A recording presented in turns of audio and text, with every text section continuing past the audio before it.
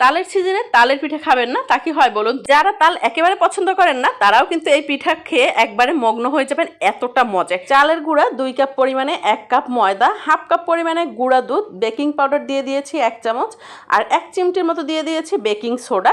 তো সব কিছু একটা চালনির সাহায্যে সুন্দর করে একবারে পুছে নিয়েছি।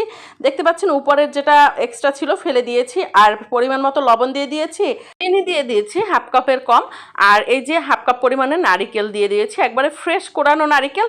সুন্দর করে মিশিয়ে নিচ্ছি। দিয়ে দিলাম হচ্ছে একটা ডিম, আর এই যে দেখতে পাচ্ছেন তালের পিউরিটা আগে গরম করে একবারে সুন্দর ঘন করে নিয়েছি। তো সব কিছু একসাথে সুন্দরভাবে মেখে নিচ্ছি, হাতের সাহায্যে করে নিচ্ছি। এখন একটু একটু করে কিন্তু তাল আমি আবার বাড়িয়ে দিয়েছি।